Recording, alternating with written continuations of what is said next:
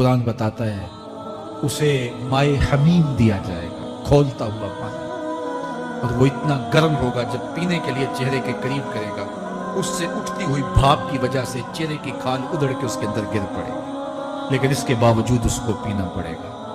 अल्लाह फरमाता है ये दुनिया ही सब कुछ नहीं है, समझ लिया यही सब कुछ है, आखिरत को भूल गए, सुबह उठे काम पे चले गए, शाम आए अबारगी में चले गए, सदाएं आती रही हय्या अला सलाह हय्या अल फलाह, कोई परवाह नहीं की, ना पेशानियों ने सजदे किए, ना सोचों में पाकीज़गी आई, जिंदगी यूं गुजार के चले गए। ऐसे नहीं, कहा एक वो होंगे जिनके चेहरे शगुफ्ता गुलाब होंगे, एक वो होंगे जिनके चेहरे बिगड़े हुए होंगे।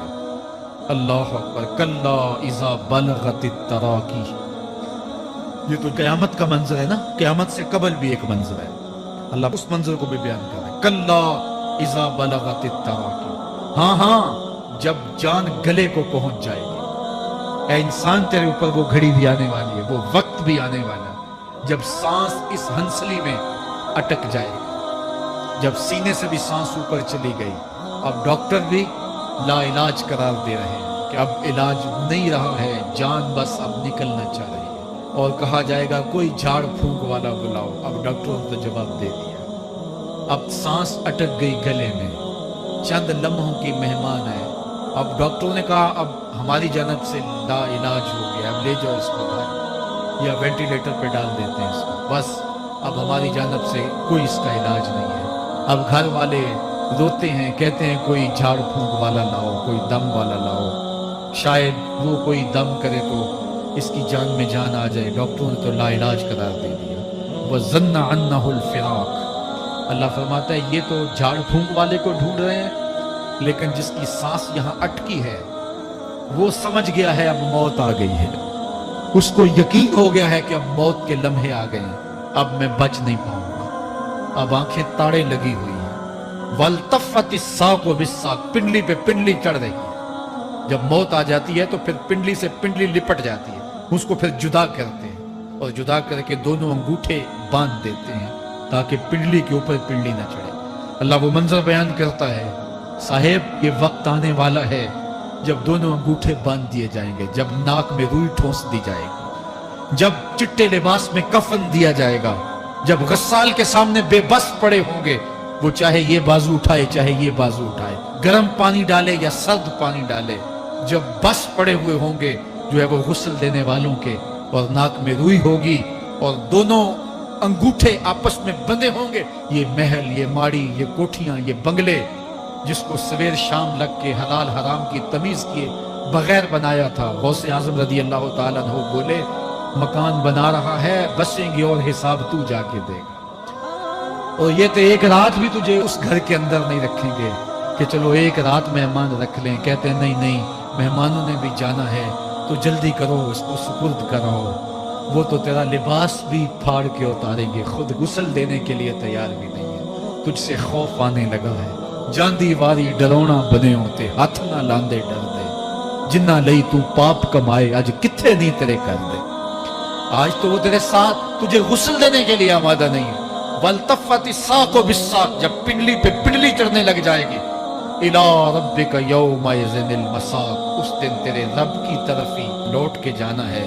फला सद्दक़ वला सल्ला, उसने ना तो सच माना और ना नमाज पढ़ी, वलाकिन कज़्ज़ब व तवल्ला, हाँ जुटलाया और मुंह फेर के चल पड़ा। सुम्मा ज़हब इला अहलिही यतमत्ता, फिर अपने घर को अकड़ता हुआ चला। औला लका फ़औला सुम्मा औला लका फ़औला, तेरी खराबी आ पहुंची, हाँ तेरी खराबी आ पहुंची।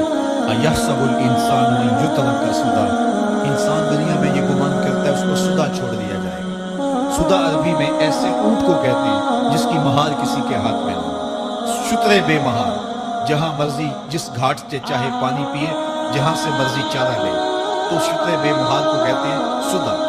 तो ये इंसान भी गुमान करता है कि मैं भी सुदा हूं, मुझे कोई क्यों पूछे, मेरे जज्बात पे कोई क्यों कदगन लगाए, मुझे क्यों रोके कोई।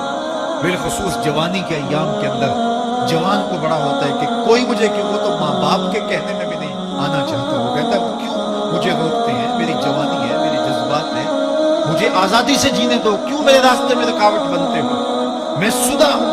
अल्लाह फरमाता है नहीं, ایک اونٹ تو سدا ہو سکتا ہے، جس کو میں نے اشرف المخلوقات بنایا ہے اس کو تو سدا نہیں چھوڑوں، اس کو تو پابند بناؤں گا حکام کا۔ اب وہ کہتا ہے کہ نہیں یہ کیسے دوبارہ اٹھائے جائیں گے؟ اب دوبارہ وہی بات پھر آ گئی، الم یکن نطفۃ من منی یمنی۔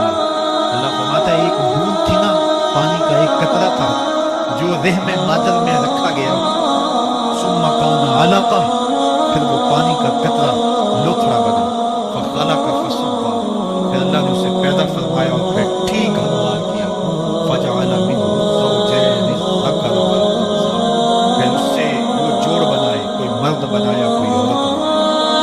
کہا اب غور کر، اب تیری آنکھیں دیکھتی ہیں، بجلیاں چمکتی ہیں، تیری زبان کا طوطی بولتا ہے، لوگ اشش کرتے ہیں تیری گفتگو پہ، تیری گفتار پہ صدقے جاتے ہیں، تیرے لہجے کے جمال کو دیکھتے ہیں، تیرے سینے کا زور، تیرے پنجوں کی طاقت، تیری دماغ کی تیزیاں اور تیری سوچوں کے اجالے، تیری زوردار ٹانگیں، تیرے کڑیل بازو اور تیری چوڑی چھاتی اور تیرے گلاب کی پتیوں جیسے ہونٹ۔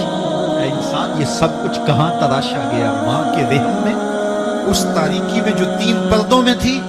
تیرا سر تیرے گھٹنوں میں تھا اور تیرے رب نے وہاں تیرے اندر نسوانیت یا رجولیت کی صلاحیتیں پیدا کی، تیری آنکھوں میں چمک پیدا کی، تیرے کانوں میں نغمے بکھیرے، تیری زبان کے پٹھوں پہ قوت ذائقہ رکھی، تجھے بولنے کی صلاحیت دی، تیرے پنجوں میں زور رکھا۔ آج تو مفتی شہر ہے، آج تو علامۃ الدہر ہے، آج تو قاضی القضات ہے، آج تو منسٹر ہے، آج تو وزیر اعظم ہے، آج تو پہلوان ہے، آج تو شہزادہ ہے، آج تو بادشاہ ہے، آج تو زوراور ہے۔ آج تیری طاقت کے کیا کہنے، آج شیروں کو تو نچا لیتا ہے، ہاتھیوں کو تو بٹھا لیتا ہے، آج تو بڑا زوراور گھڑ سوار ہے۔ آج تیری طاقت کے کیا کہنے، تو کشتی کرتا ہے، زمانہ دیکھنے آتا ہے، آج تیری طاقت کے شہرے ہیں، تیری عظمت کے تنتنے ہیں، لیکن انسان تو ایک ناپاک قطرہ تھا اور رحم مادر میں تھا۔ تیرے اندر یہ رنگ کس نے بھرے؟ تیرے کانوں میں نغمے کس نے رکھے؟ تجھے دماغ کی قوتیں کس نے دی؟ زبان کو بولنا کس نے سکھایا؟ آنکھوں میں توانائیاں کس نے رکھی؟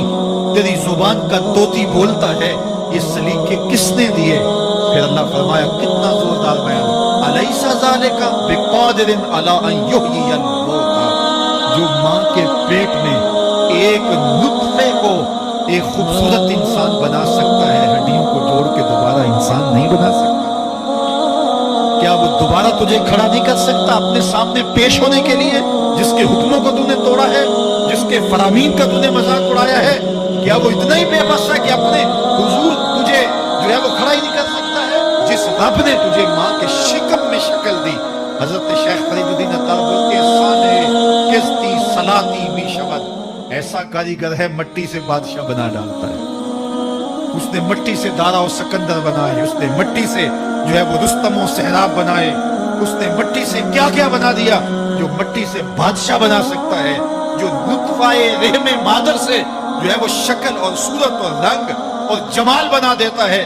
تیری صورت نکھرتی ہے، تیرے ہونٹ گلابی ہیں اور تیری نرگسی آنکھیں ہیں، تیرے ریشمی بال ہیں اور تیری خوبصورت رنگت ہے، تو چال چلتا ہے تو لگتا ہے قیامت چل رہی ہے، تیرا قد رانا جو ہے وہ صنوبر کو شرماتا ہے، تیری گفتار کے تنتنے ہیں۔ جس نے اتنی خوبصورت شکل ماں کے رحم میں بنائی، کیا وہ ہڈیوں کو جوڑ کے دوبارہ انسان نہیں بنا سکتا؟ وہ دوبارہ انسان بنائے گا اور پھر مجھے اپنے حضور کھڑا کرے گا۔ اور ایک حدیث میں آتا ہے، اللہ بندے کو اپنے حضور کھڑا کرنے کے بعد اپنے سامنے سے ہٹنے نہیں دے گا جب تک 5 سوال نہیں پوچھے۔ عن عمرہ فیما افناہ، اس کی عمر کے بارے میں پوچھے گا، کہاں ضائع کی؟ میں نے تجھے زندگی دی، 60 سال 70 سال 40 سال 50 سال، اس زندگی کو کہاں گزار کے آیا ہے؟ عن شبابہ فیما ابلاہ، اس کی جوانی کے بارے میں پوچھا جائے گا، جوانی کہاں گزار کے آیا؟ مجنوں تو نہیں بنا گیا، خواہشات کا اسیر تو نہیں ہو گیا، دیوانوں کی طرح زندگی تو نہیں گزار کے آ گیا؟ تیری جوانی کسی چوک میں تو نہیں گزری، تیری جوانی آوارگی میں تو نہیں گزری، ساری رات سوشل میڈیا کے اوپر گندگی اور خلاصتیں تو نہیں دیکھتا ہے؟ تیری زندگی گزری کہاں ہے؟ تیری جوانی گزری کہاں ہے؟ اگر کوئی جواب نہ ہوا تو پھر کیا جواب دے گا؟ اور وہ کتنا خوش نصیب ہوگا جو کہے گا مالک میری جوانی سجدوں میں گزری، میری جوانی قیام میں گزری، میری جوانی رکوع میں گزری۔ میرے حضور فرماتے ہیں سبعۃ یظلھم اللہ فی ظلہ یوم لا ظل الا ظلہ، 7 اشخاص ایسے ہیں قیامت کے دن جب کوئی سایہ نہیں ہوگا، اللہ ان 7 کو اپنے عرش کا سایہ دے گا۔ ان میں سے دوسرا شخص میرے حضور نے بیان فرمایا وشاب نشأ فی عبادت اللہ، وہ جوان جس کی جوانی اللہ کی عبادت میں گزری۔ جوانوں اپنی زندگی کو مالک کی دہلیز پہ لے آؤ۔ جوانی وہی ہے جو مالک کی چوکھٹ پہ گزرے۔ اپنے دل کا تعلق جوڑو، عشق کرنا ہے تو پھر آمنہ کے لال سے کرو، محبت کا رشتہ ان سے جوڑو، تعلق کا ربط ان سے قائم کرو، جوانی کو دین کی راہ پہ ڈالو۔ اللہ اکبر، سنو میرے حضور کا فرمان، انا حبیب اللہ، میں اللہ کا حبیب ہوں۔ پھر فرمایا الشاب التائب حبیب اللہ، جو جوان جوانی میں توبہ کرے وہ بھی اللہ کا حبیب ہے۔ آؤ اللہ کے حبیب بن جاؤ، اللہ کے حبیب بن جاؤ، اللہ کے حبیب بن جاؤ، اللہ کے محبوب بن جاؤ۔ لیلۃ القدر کی گھڑیاں ہیں، رات کا پچھلا پہر ہے، اللہ کے حضور یہ عہد کر کے اٹھو مالک جو زندگی گزر گئی آئندہ جوانی کا ایک ایک لمحہ تیرے لیے گزرے گا، جیوں گا تو تیرے لیے، مروں گا تو تیرے لیے۔ میری ایک ایک سانس تیرے نام وقف ہوئی، میری زندگی کی ایک ایک ساتھ تیرے نام وقف ہوئی، میں اپنا سب کچھ تیرے لیے پیش کرتا ہوں۔ میری زندگی کا مالک بھی تو ہے، میری موت و حیات کا خالق اور مالک بھی تو ہے۔ یہ زندگی تو نے دی، تیری امانت ہے، تیرے حضور پیش کرتا ہوں۔ اور لیلۃ القدر کی گھڑیوں میں اس عزم کے ساتھ گھروں کو لوٹو کہ اللہ میری زندگی کا ایک ایک لمحہ تیرے نام ہوا، آنے والے موسم تیرے نام ہوئے، میری جوانی تیرے نام ہوئی، میری آنسو تیرے نام ہوئے، میری پیشانی تیرے نام ہوئی، میرے دل کی دھڑکن تیرے نام ہوئی، میری صلاحیتیں تیرے نام ہوئی۔ میری زبان بولے گی تو تیری تسبیح بولے گی، تیرے ذکر کے ترانے پڑے گی، میرے کان سنیں گے تو قرآن کے نغمے سنیں گے، میری آنکھیں دیکھیں گی تو مالک تیری قدرت کی نشانیاں دیکھیں گی، تیرے رسول کا روضہ دیکھیں گی، تیرا کعبہ دیکھیں گی۔ مالک میری زبان سچائی کے نور سے مالا مال ہوگی اور میں ساری زندگی تیرے نام کرتا ہوں۔ اور جب آپ اپنی ساری زندگی اللہ کے نام کر دیں گے تو پھر وہ پوری کائنات تمہارے نام کر دے گا۔ کی محمد سے وفا تو نے تو ہم تیرے ہیں، یہ جہاں چیز ہے کیا لوح و قلم تیرے ہیں۔ اللہ آپ سب کو اپنی پناہ میں، امان میں اور حفاظتوں کے حصار میں رکھے۔